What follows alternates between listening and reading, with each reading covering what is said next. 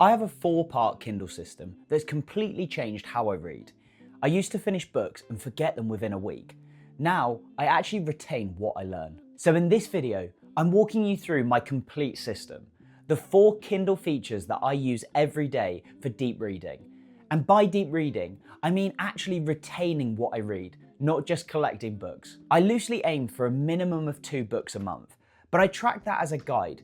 What I really care about is whether I'm getting something from them. And these 4 features make that possible, including the final feature, which has literally added an hour of reading time to my daily routine.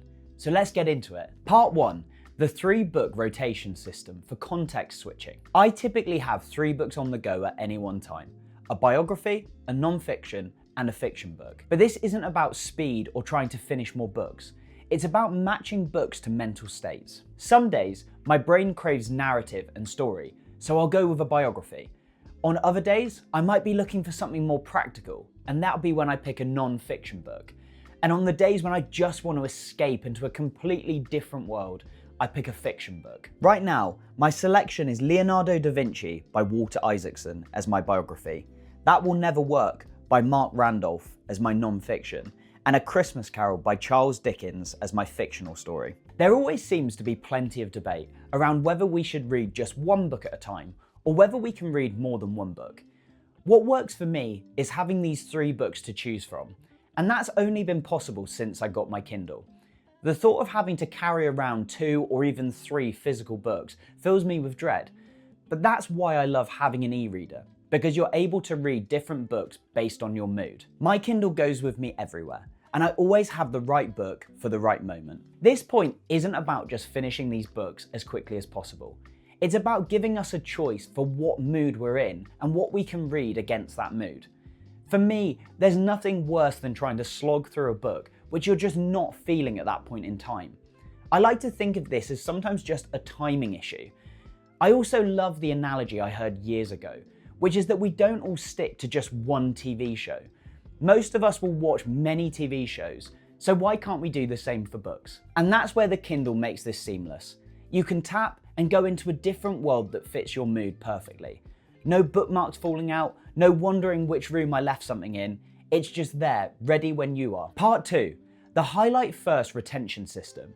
And honestly, this one completely changed how deeply I engage with a book on my Kindle. While I read, I highlight passages that hit me.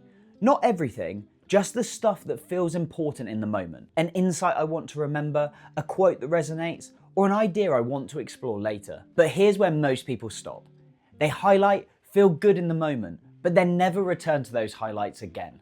If we want to deeply engage with the books on our Kindle, we have to go one step further. So after I finish a book, or sometimes even while I'm still reading it, I go to this link, which is where all your Kindle highlights live in one place. This is Creativity Inc. by Ed Catmull, the book that helped me look at the creative process. Look at these highlights. These are the exact ideas that stuck with me. To be a truly creative company, you must start things that might fail. That one hit me hard.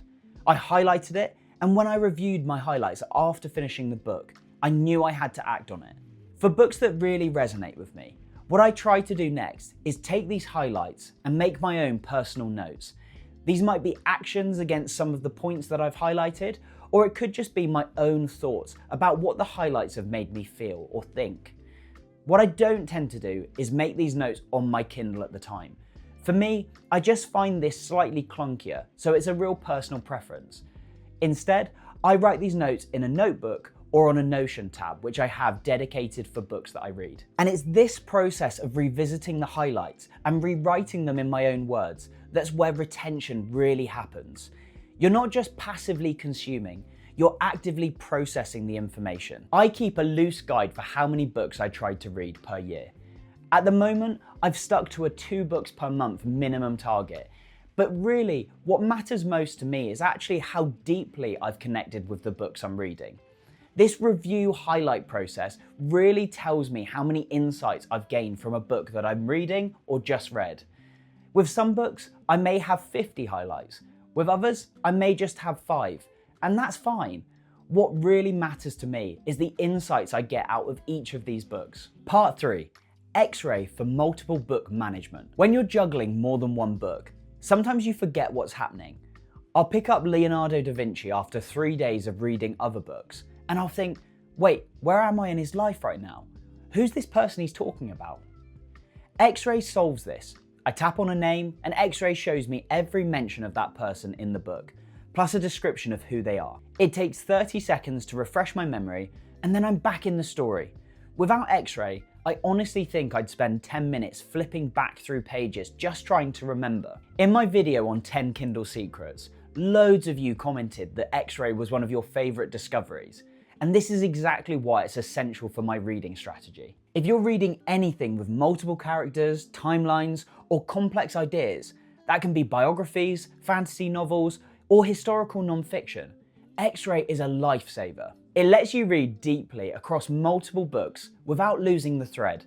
You don't have to go back over chapters or sections just to remember who a character is or what's happening in the book you're reading. This way you can just stay deeply immersed in the book you've chosen to read. Part 4, Whispersync for focused, consistent reading time. And this is the one that has given me an hour of extra reading per day.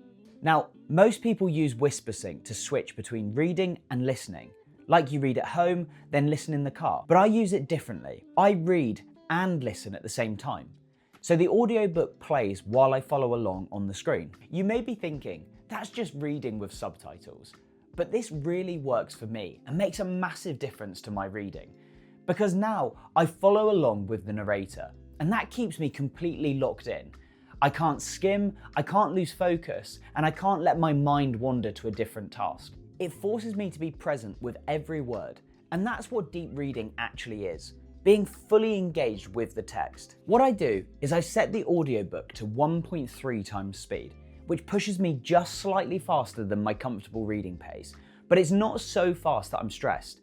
It's just fast enough that I can't drift off. Right now, I'm rereading Walter Isaacson's Leonardo da Vinci. It's an 18-hour audiobook, which I look at as the equivalent of 2 or 3 typical non-fiction books, but I'm not trying to rush it. And this technique has also brought me back an extra hour of reading per day.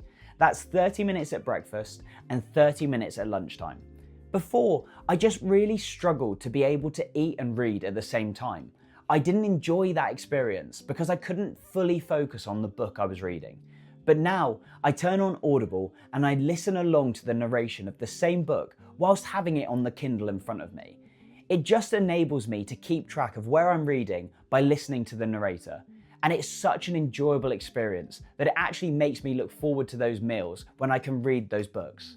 And here's the thing, before I started doing this, breakfast and lunch were spent scrolling X, checking emails, just mindless stuff. Now, it's time where I'm actually present with a book.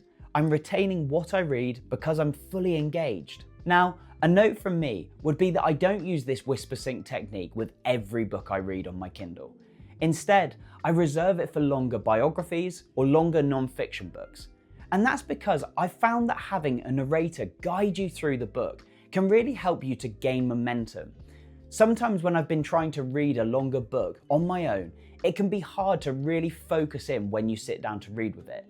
But having that narrator talk you through the story can really help you to go through the book and feel like you're starting to understand more about the story that's being presented on the pages. Also, when it comes to fiction, it's a personal preference, but I just quite like to actually read that on my own terms, at my own pace.